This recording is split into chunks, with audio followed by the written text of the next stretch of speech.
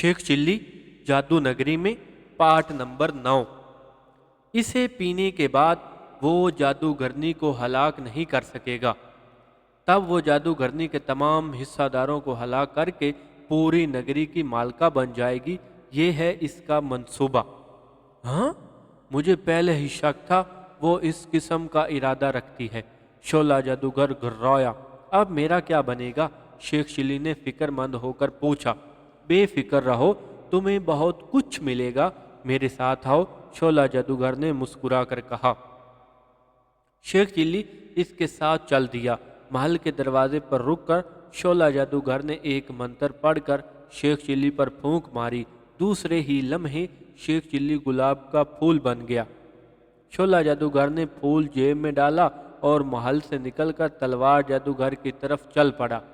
तलवार जादूगर का महल ज्यादा दूर नहीं था। वो महल के दरवाजे पर पहुंचा। वहां एक गुलाम मौजूद था। अपने आका को मेरी आमद की इतला दो, शोला जादूगर ने गुलाम से कहा, और गुलाम महल में चला गया।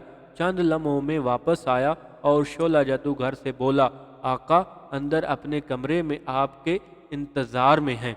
जनाब, शोला जादूगर महल में दाखिल हुआ और तलवार जादूगर के कमरे की तरफ बढ़ने लगा। वो कमरे में दाखिल हुआ तो तलवार जादूगर तन्हा बैठा था।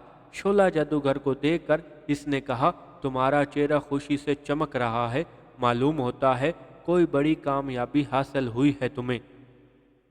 हाँ मेरे दोस्त, तुम्हारे लिए एक खुशखबरी लाया हूँ, शोला जादूगर ने कुर्सी पर बैठते हुए कहा और गुलाब का फूल जेब से निकालकर फर्श पर डाल दिया। ओ, ये तो फूल है, क्या यही खुशखबरी लाए हो? तलवार जादूगर ने हैरान होकर पूछा।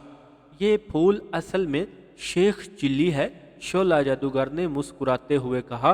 इसे पोशीदा रखने के लिए मैंने इसे जादू से फूल बना दिया है ताकि हरारा जादूगरनी को खबर न हो जाए। अच्छा, मगर तुमने इसे कहाँ से पकड़ा? ये तो हरारा जादूगरनी की कैद में था, तलवार जादूगर ने पूछा। वो खबीस औरत हम सबको हलाक करने के लिए आबे हयात पीने के चक्कर में है, शोला जादूगर बोला। इसने शेख चिल्ली को समंदर के वीरान जजीरे की तरफ रवाना किया।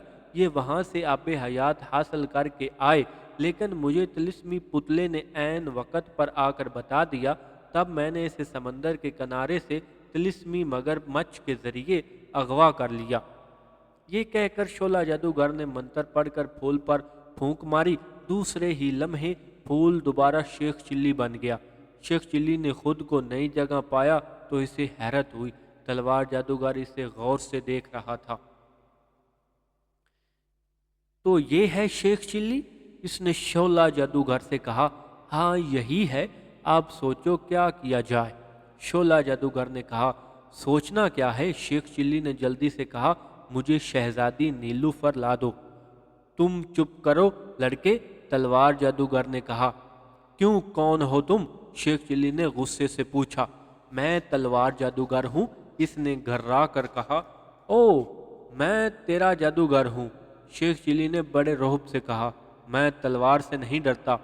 शेख चिल्ली, आराम से बैठ जाओ और हमें बात करने दो, शोला जादूगर ने हिदायत की और शेख चिल्ली एक कुर्सी पर बैठ गया। तलवार जादूगर चंद लम्हों तक सोचता रहा, फिर शोला जादूगर से बोला, क्यों ना हरारा जादूगरनी को धोखा दिया जाए? वो कैसे? शोला जादूगर ने पूछा। इसे जेली आबे हयात भेजा जाए, तलवार जादूगर ने कहा। फिर इसे जंग की दावत दी जाए, लेकिन इसे नकली आबे हयात पहुंचाएगा कौन? इसे शक न हो जाएगा? शोला जादूगर ने चौंकते हुए पूछा। नहीं, इसे शक नहीं हो सकेगा, क्योंकि नकली आबे हयात शेख चिल्ली इसके पास ले जाएगा, तलवार जादूगर ने बताया। मैं तो अब इसके पास हरगिज नहीं जाऊंगा, शेख चिल्ली ने जल्दी से कहा। नहीं जाओगे तो शहजादे नीलूफर को कैसे आज़ाद कराओगे? शोला जादूगर ने मुस्कुरा कर कहा। हरारा जादूगरनी हलाक हो गई तो शहजादी इसका जादू ख़त्म हो जाएगा। बेहतर, लेकिन मैं नकल आबे हयात लाऊंगा कहाँ से? शेख चिल्ली ने पूछा। मैं अभी मुहैया करता हूँ, तलवार जादूगर ने कहा। फिर इसने एक मंत्र पढ़कर अपनी कुर्सी को झटका दिया। فوراً ہی کرسی کے نیچے سے ایک خرگوش برآمد ہوا۔ تلوار جادوگر نے جیب سے خنجر نکالا اور خرگوش کی گردن کاٹ ڈالی۔ پھر اس نے میز پر رکھا جگ اٹھایا اور خرگوش کی کٹی ہوئی گردن سے لگا دیا۔ گردن سے بہنے والا خون جگ میں جمع ہونے لگا۔ چند لمحوں میں خرگوش کا سارا خون جگ میں بھر گیا۔ تلوار جادوگر نے ایک منتر پڑھ کر جگ کی طرف ہاتھ بڑھایا۔ اسی کے ہاتھ سے بجلی سی نکل کر جگ پر پڑی اور جگ سراہی بن گیا۔ اب تم یہ خون حرارہ جادوگرنی کو دو گے اور اسے بتاؤ گے یہ ویران جزیرے کے ہاتھی کی آنکھ کا خون ہے۔ تمہارا مطلب ہے میں اس سے جھوٹ بولوں؟ نہیں، ہرگز نہیں، میں جھوٹ نہیں بولوں گا، شیخ چلی نے غصیلے لہجے میں کہا۔ یار، یہ تو بہت بے وقوف آدمی ہے، تلوار جادوگر نے شعلہ جادوگر سے کہا، اور شعلہ جادوگر نرم لہجے میں شیخ چلی کو سمجھانے کی کوشش کرنے لگا۔ شعلہ جادوگر کے سمجھانے پر شیخ چلی راضی ہو گیا۔ تب تلوار جادوگر نے شعلہ جادوگر سے کہا، اب اسے واپس سمندر کے کنارے بھجوا دو، وہاں سے حرارہ جادوگرنی کا غلام اسے حرارہ کے پاس لے جائے گا۔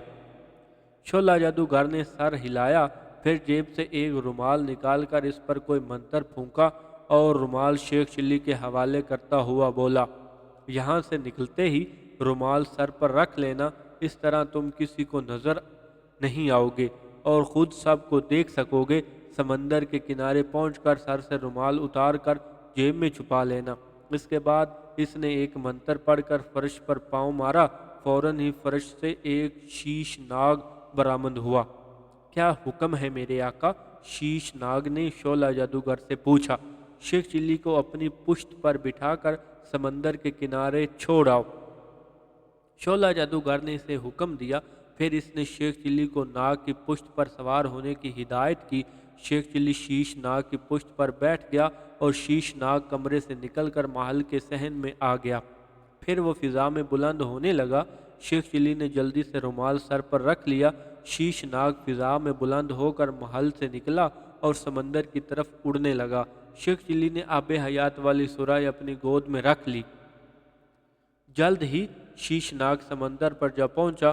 وہ سمندر کے کنارے اترا اور شیخ چلی اس کی پشت سے اتر آیا۔ تب شیش ناگ یکدم غائب ہو گیا۔ شیخ چلی نے سر پر رومال اتار کر جیب میں رکھا اور بیٹھ کر طلسمی جن کا انتظار کرنے لگا۔